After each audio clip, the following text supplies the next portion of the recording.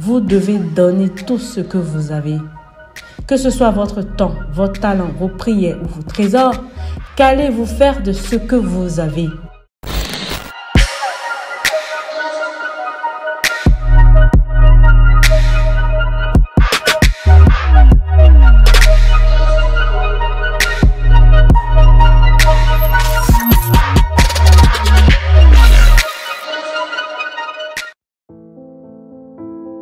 J'ai découvert que rien dans la vie ne vaut la peine à moins de sortir de sa zone de confort pour prendre des risques.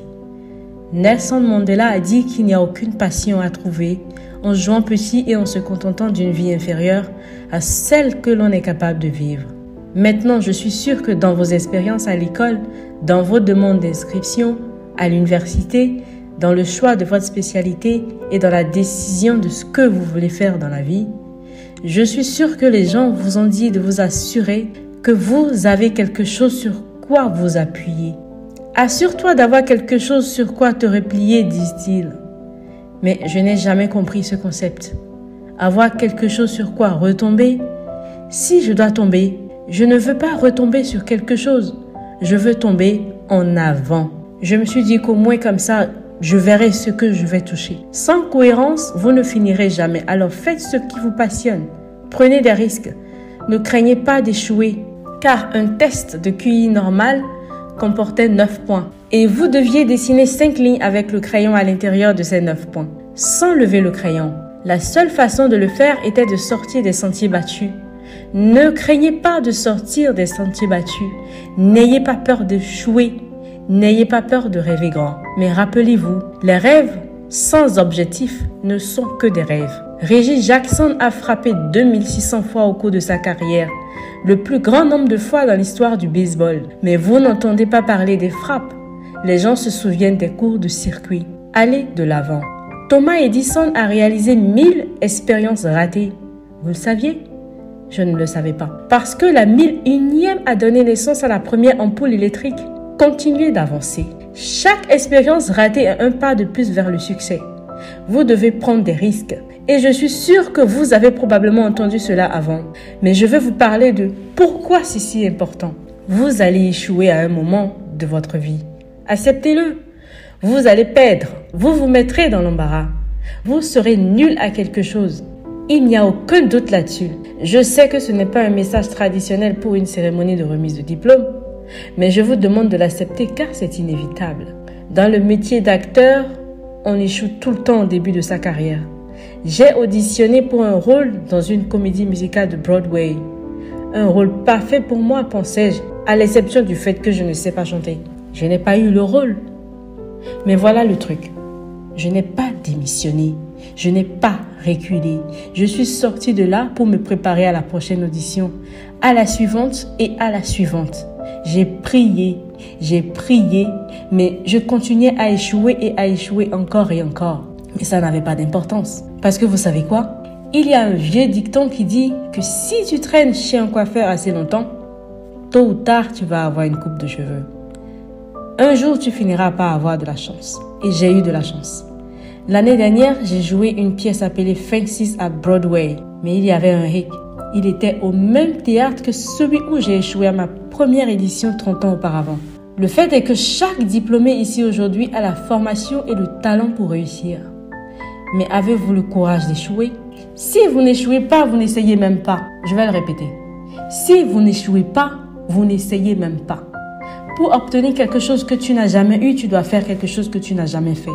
Alors imaginez que vous êtes sur votre lit de mort. Et autour de votre lit de mort se tiennent les fantômes représentant votre potentiel non réalisé. Les fantômes des idées que vous n'avez jamais mises en pratique. Les fantômes des talents que vous n'avez pas utilisés. Et ils se tiennent autour de votre lit en colère, déçus et bouleversés. Ils vous disent, nous sommes venus à toi parce que tu aurais pu nous donner vie. Et maintenant, nous devons aller dans la tombe ensemble. Alors, je te demande aujourd'hui, combien de fantômes seront autour de ton lit quand ton heure viendra? Je viens de rentrer d'Afrique du Sud. C'est un pays magnifique. Mais il y a des endroits où il y a une terrible pauvreté. Et ils ont besoin d'aide. L'Afrique n'est que la partie émergée de l'iceberg. Le Moyen-Orient a besoin de votre aide. Le Japon a besoin de votre aide. Le monde a besoin de beaucoup de choses et nous avons besoin de vous. Nous avons vraiment besoin de vous, les jeunes. Parce que, rappelez-vous, ceci en sortant d'ici, vous devez donner tout ce que vous avez. Que ce soit votre temps, votre talent, vos prières ou vos trésors, qu'allez-vous faire de ce que vous avez? Certains d'entre vous sont diplômés en commerce. Certains d'entre vous sont théologiens, infirmiers, sociologues. Certains d'entre vous ont de l'argent. Certains d'entre vous ont de la patience, d'autres de la gentillesse, d'autres de l'amour. Certains d'entre vous ont le don de la longue souffrance. Quel que soit ce don, qu'allez-vous faire avec ce que vous avez? Très bien. Maintenant, voici mon dernier point sur l'échec. Parfois, c'est le meilleur moyen de comprendre où tu vas. Votre vie ne sera jamais un chemin droit. J'ai commencé à l'université de Fordham.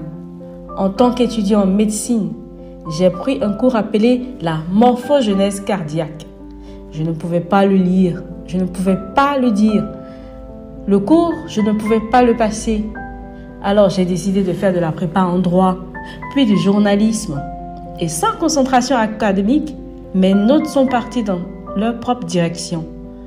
J'avais une moyenne de 1,8 et l'université m'a demandé très poliment de prendre un peu de repos.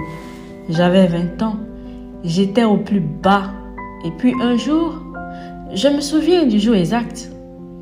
Le 27 mars 1975, j'aidais ma mère dans un salon de beauté. Ma mère possédait un salon de beauté à Mont-Vernon. Et là, il y avait cette femme âgée qui était considérée comme l'une des aînées de la ville. Et je ne la connaissais pas personnellement, mais je me regardais dans le miroir et chaque fois que je me regardais dans le miroir, je la voyais derrière moi et elle me fixait. Elle n'arrêtait pas de me regarder. Chaque fois que je la regardais, elle continuait à me lancer ses regards étranges. Alors elle a finalement enlevé le sèche-cheveux de sa tête et dit quelque chose que je n'oublierai jamais. Elle a dit « Jeune garçon, j'ai une prophétie spirituelle. » Elle a dit « Tu vas voyager dans le monde entier et parler à des millions de personnes. » Et dans les années qui ont suivi, tout comme cette femme l'avait prédit, j'ai voyagé dans le monde entier et j'ai parlé à des millions de personnes à travers mon film. Des millions qui jusqu'à ce jour ne pouvaient pas me voir. Jusqu'à ce jour, je ne pouvais pas voir pendant que je leur parlais.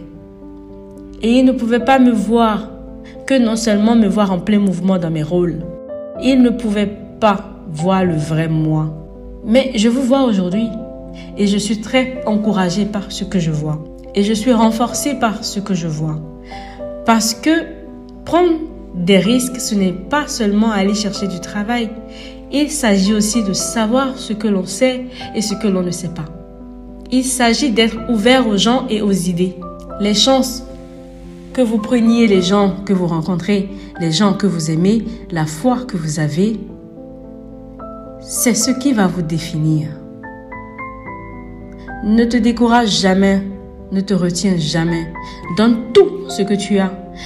Et quand tu tomberas dans la vie, souviens-toi de cette chute vers l'avant.